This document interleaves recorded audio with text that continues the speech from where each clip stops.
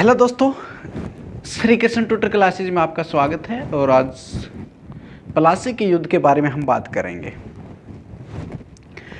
जैसे आप लोगों को पता है कि प्लासी का युद्ध एक वास्तविक युद्ध नहीं था, ये एक षड्यंत्रकारी युद्ध था। जिस तरीके से एक मैच फिक्सिंग हो जाता है, उसी तरीके से जो प्लासी का युद्ध था वो पहले ही फिक्स हो चुका था। जो सिराजुद्दौला के सेनापति थे वो अंग्रेजों के प्रलोभन में आकर उन्होंने अंग्रेजों का साथ दिया। चलिए हम बात करते हैं प्लासी के युद्ध के बारे में।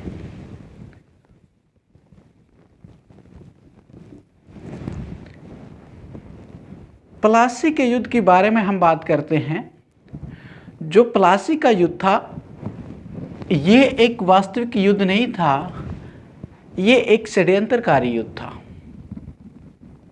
तो इसके बारे में हम बात करेंगे। अलीवर्दी खान।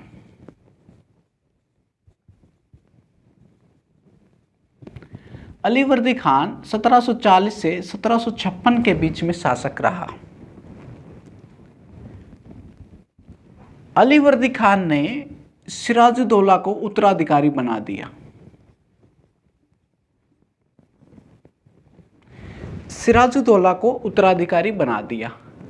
सिराजुद्दौला के जो अपने ही परिवार वाले थे वो ही उसके दुश्मन बन गए। उसकी मौसी, सिराजुद्दौला की मौसी घसीटी बेगम, उस सिराजुद्दौला की जो मौसी थी घसीटी बेगम,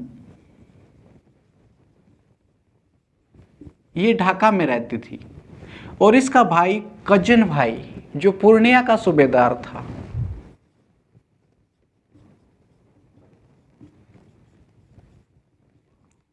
सूबेदार था शौकत जंग। इन्होंने भी इसका विरोध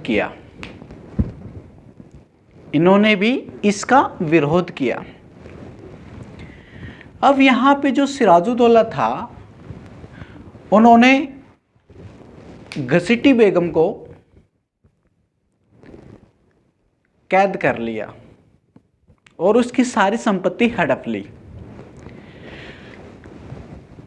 फिर घसीटी बेगम को दुस्साहस नहीं हुआ, वो दोबारा उसके खिलाफ नहीं बोली। उसके बाद क्या था कि जो पूर्णिया का सूबेदार था शौकत जंग, इसको हराकर सिराजुद्दौला ने शौकत जंग को हराकर युद्ध में मार दिया। युद्ध के मैदान में मार दिया गया। अब सिराजुद्दौला का जो हम बात करें, जैसे राजा बना, अलीवर्दी खान ने सिराजुद्दौला का नियुक्त कर दिया।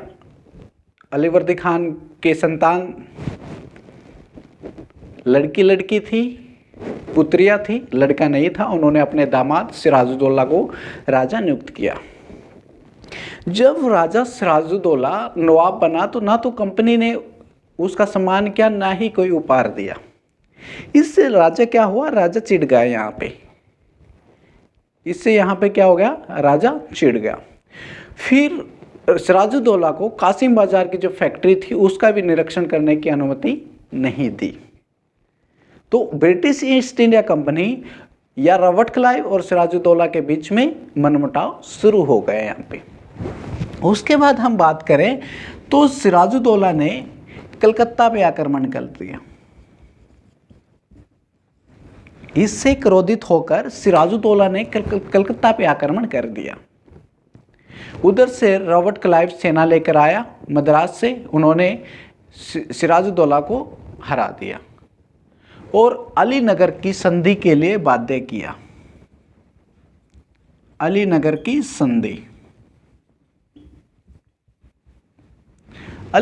संधि 9 फरवरी 1757 को हुई। अलीनगर की संधि कब हुई? 9 फरवरी 1757 को हुई। यहाँ पे क्या हुआ कि इस संधि के द्वारा अलीनगर की संधि के द्वारा कंपनी को अधिकार दिए गए, किलेबंदी करने की परमिशन मिल गई, यहाँ पे सिक्के ढालने की परमिशन मिल गई, और नवाब द्वारा जो घाटा किया गया था उसकी क्षतिपूर्ति के लिए पैसा भी दिया गया, हर्जाना भी दिया गया यहाँ पे। अब ये था हमारा सिराजुद्दौला का जो फंडामेंटल बेसिक। उसके बाद अगर हम बात करें सिराजुद्दौला की,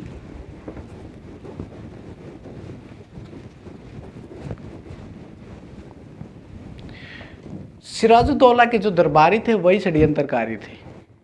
एक मीर जाफर ही नहीं, बाकी और भी कई दरबारी थे जो अंग्रेजों के साथ मिल चुके थे। उनके प्रमुख अधिकारियों के नाम लिखते हैं जो षड्यंत्र में भाग लेते हैं, अंग्रेजों के साथ चले गए थे।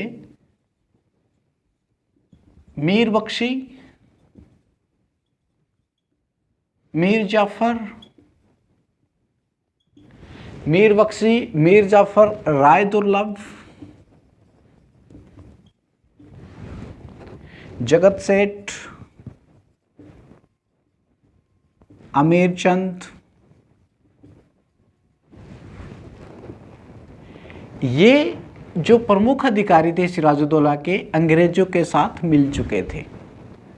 जैसे कि आपको पता है कि एसएससी ने क्वेश्चन पूछा था कि 1757 में प्लासी के युद्ध में सिराजुद्दौला को धोखा देने वाला सेनापति कौन था, तो उसका जाएगा मीर जाफर।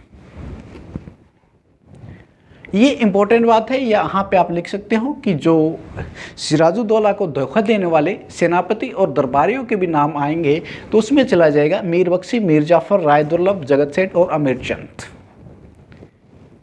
अब हम बात करें तो जो सिराजुद्दौला की राजधानी थी मुर्शिदाबाद, 23 जून 1757, प्लासी का मैदान। प्लासी के मैदान में दोनों सेनाएं आ खड़ी हुई।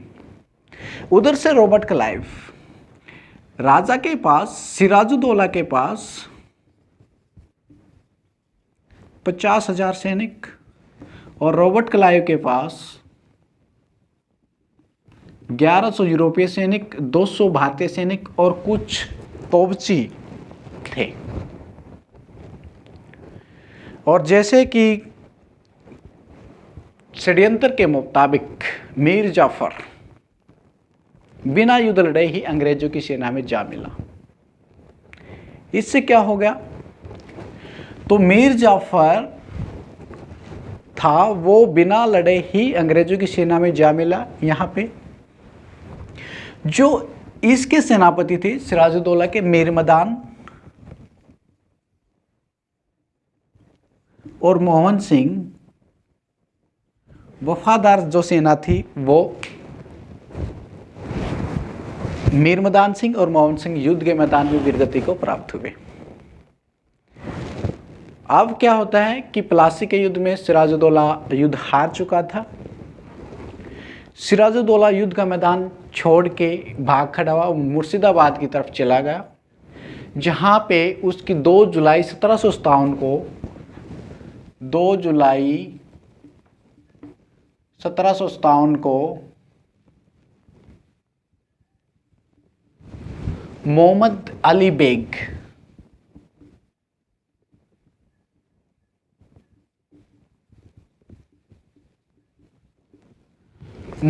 बेग ने उसकी हत्या कर दी।